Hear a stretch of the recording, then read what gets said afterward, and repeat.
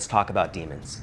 C.S. Lewis, on speaking about demons, said there are two equal and opposite errors into which we can fall about the devils. One is to disbelieve in their existence. The other is to believe and to feel an unhealthy interest in them. In the first teaching in this series, we introduced the first of three rebellions in the Old Testament. And what we're going to find today is that demons come from the second rebellion. Now, this is probably going to be a bit different than what you've heard before, but I promise you, it's worth staying with me on this. Because really what we're going to get into is what the Israelites in the Bible, and then those who are living between the two testaments, this is what they would have believed. This is what they would have known, and it's something that we may have lost.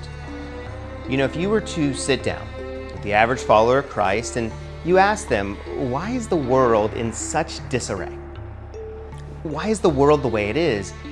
Here's what you're probably going to get. You're going to get some variation that it's because of human sin, it's because of the fall, it's what happened in Genesis 3.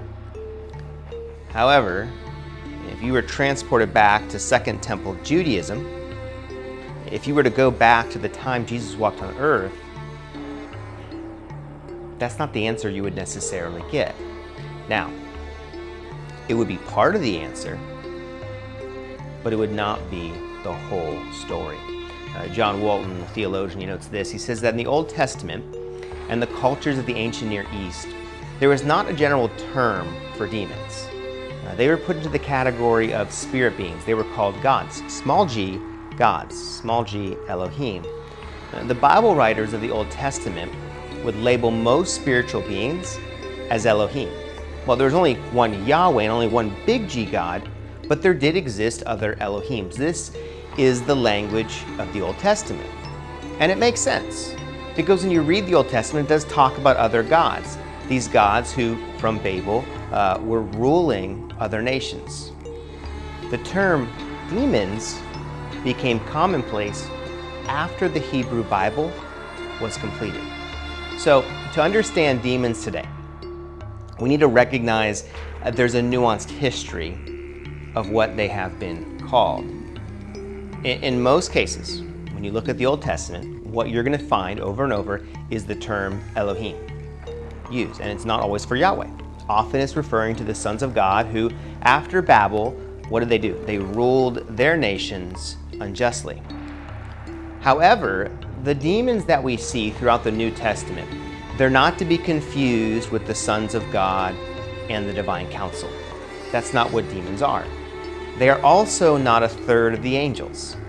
Now, this is taken from a misreading of the book of Revelation, chapter 12, regarding the dragon and the fallen stars. And so in that interpretation, the dragon is seen as, you probably already guessed it, Satan, and the fallen stars as demons. However, there are a number of different issues with that interpretation. The biggest issue is there's no evidence in the Old Testament for a pre-Eden fall of Satan and a third of the angels. That doesn't pop up anywhere.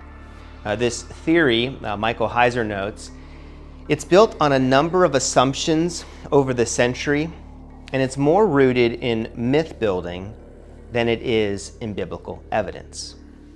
So then that makes us go, where do demons come from then? And the answer begins with the second rebellion. The second rebellion was looked at in an earlier teaching. And it related to the sons of God, looking at the daughters of men, these divine beings who then have children with the daughters of man. And these children become the Nephilim. They are the giants that the Bible, the Old Testament, speaks of. So you're probably wondering, well, okay, how does that connect to demons? Well, when these giants die, they're still part supernatural beings. They're not fully human. There's still that spirit side. And in the Dead Sea Scrolls, these are sometimes referred to as the bastard spirits, because it was presumed that demons were the disembodied spirits of dead Nephilim giants. I'll let you sit in that for a second. The theologian Archie Wright, he describes it like this: the giants, following their death, their purpose as evil spirits was to tempt humans and draw them away from God. That the death of the Nephilim, it wasn't really the end of their terror and destruction, but that it continued as evil spirits. Evil spirits who play a pivotal role in New Testament theology. And that's where we're going to turn now. In the New Testament, the term evil spirits is also used to speak of demons. There's also a connection to the term unclean spirits. And these names, evil spirits, unclean spirits, they're used over 30 times in the New Testament. The actual word demon is only used in Matthew 8:31. But the terms unclean spirits, evil spirits, and demons, they're really used interchangeably by Jesus in the Synoptic Gospels, it's the first 3 Gospels. And while they seemed used interchangeably by Jesus, they have some nuances, particularly the term unclean spirits. Michael Heiser notes that unclean spirits was used specifically in Second Temple Judaism to draw attention for us to the origin of these evil spirits as a result of unnatural mixture and subsequent emergence from the corpse of the dead Nephilim. Clinton Whalen on this, he says, one of the more puzzling features of early Christian attitudes towards purity is the Gospel's frequent reference to spirits as impure. You're like, why does that matter? Well, there's an absence of any similar language in Greco-Roman literature up through the 2nd century. And that's striking, because the only place you're going to find this type of language is in the intertestamental books like 1st Enoch and Jubilee. Now, these books are not a part of the biblical canon, but they are helpful resources, and they help us understand and make sense the supernatural world of the New Testament. And what we find is that the New Testament writers, in this view, they weren't in line with the Greco-Roman views of the day. Rather, they followed the same beliefs and traditions as Second Temple Judaism regarding the origin of demons. And so this leads us to the final piece that we're going to look at, and that's demonic possession. The connection to demons and illness, it's one that needs to be teased out. So not all illness has a relationship with demons. Some illness is caused by us. If you smoke 2 packs a day for 30 years, there's a chance you might get lung cancer. If you don't take care of your body, you could have a heart attack. Those things have nothing to do with a demon. Mental illness is another category that in most cases has nothing to do with demons. In most cases, if you struggle with mental health, you need to see a therapist or a physician, because rarely is it going to have anything to do with demons. However, in the New Testament, we do see a connection to demons and illness. Now, not all illness in the New Testament is connected to a demon, and that's, I think, an important distinction that we want to recognize. Many of Jesus' healings, they didn't involve demons.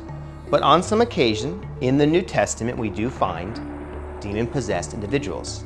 Individuals who maybe could exhibit superior strength, whose minds were tormented and ill, maybe they were physically ill. I mean, we see a wide range of how somebody was possessed in the New Testament.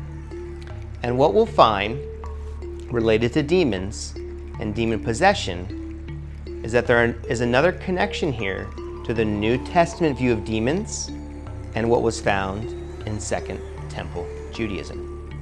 Dunn and Twelftree, they note this: belief in demonic possession and of relief through exorcism was widespread in the ancient world. For example, in the popular tale of Tobit, which would have been familiar to Jesus and his contemporaries, it relates to the expulsion of a demon from Tobias's bride. So the idea of Jesus being an exorcist, that would have made a lot of sense to a first century Jew. This is not something about Jesus' ministry that would have shocked them. Honestly, they would have expected the Messiah, when he came, that he would perform exorcisms. And what we find in the Synoptic Gospels is that Jesus, he is portrayed as a healer and an exorcist.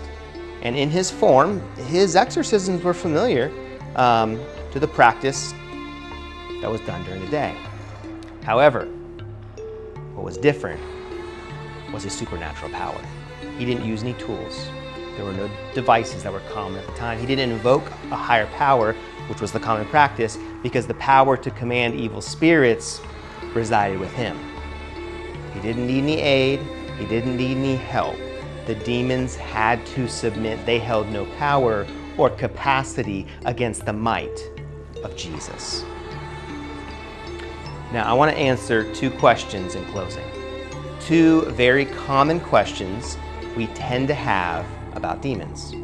The first is, can demons read minds? No. There is no scriptural evidence that anyone other than God can read minds. For the demonic world to influence us, it's from the outside. It's not going to be from within.